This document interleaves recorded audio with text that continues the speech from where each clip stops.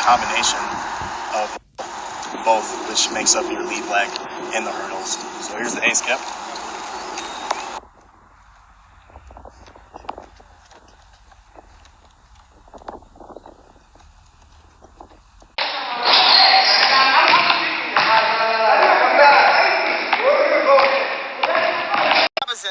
Accidental finders. Yo, it's Friday the 15th. I'm out here with COE. It's only second week of practice, so excuse the gut. It'll be gone soon. A lot of y'all been asking me to do a sprint video, so I'm gonna jump right into it because we don't have much tape. So I just want to explain a couple of key factors that you have to get used to before you even get into sprinting. I know a lot of people want to get out there and just run their fucking brains out, but we're not doing that today. Today, I'm gonna just explain a few things. Number one, when you're running, first of all, you want to make sure with your arms, this is very important. You want to make sure you never pass your eye. If your hands are up, it's fine. And you want to make sure when you're going back and you drop past this point here, you want to make sure that you don't pass your pocket. If you pass your pocket and you break that 90 degree, that's 90, right?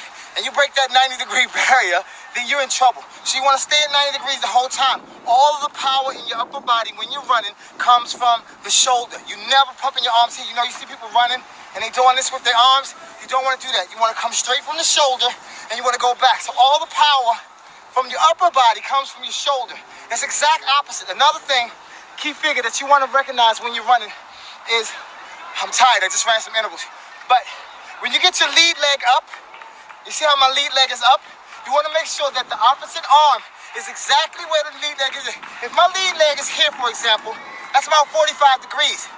My back arm should be at about 45 degrees also. So if I'm sprinting and my lead knee is up at 90 degrees, my back arm should be at 90. So that means I should be here when I'm running.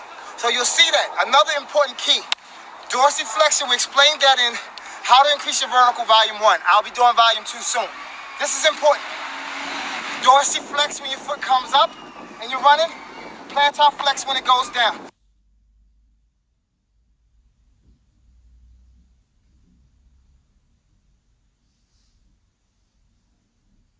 I'll give you an example. I'm gonna run a couple of steps. So you dorsiflex up, then plantar flex down, just like this. Okay, so it's important. You want to make sure that your body is at a certain lean angle. This is an important drill. It was a lean forward, then you go into your run. So I'm gonna run it back. This is an important drill. You want to lean forward before you run. Once you feel your body about to hit the ground, you take your first step. So you lean forward, and you take your step, and then you'll take off. And it's always important to take that first lean because you want to be at that angle when you're running sprints. Another important key factor about sprints is, upper body is important too. So when you're pumping your arms in track world, this is not like a football sprint. When you do a 40 in a football sprint, you're here. They don't time you until you release the ground. So there's a lot of cheats. They'll keep their hands on the ground and they'll release late. So that means they have a quarter of a second to get a faster time. In the track world, it's done differently. Your 40 meters is timed once they hit the clock. So it's not up to you to go, it's up to the timer to go. The timer lets you know when to go. That's why times in track may be a little slower than times in football. So a track 40 is really faster than a football 40. Now, importantly, there's three phases I was telling you about. There's the dig phase. The dig phase is when you stay low.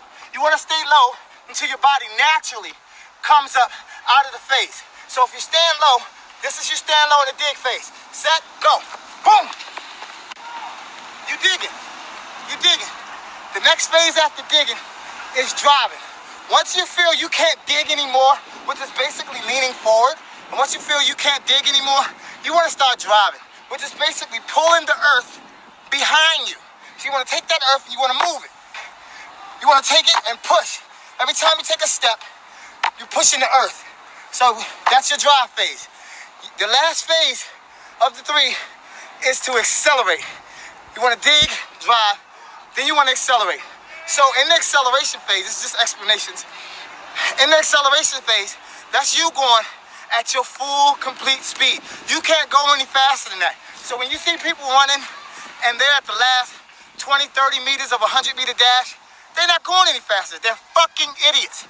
They're not going any faster. So they're out there and they're running for their life and they're trying to kick again. You can't kick anymore.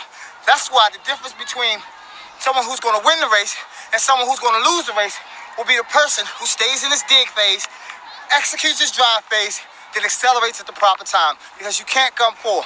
I'm going to show you a few drills, then we're going to, well, I'm not. On part two, the tape's running.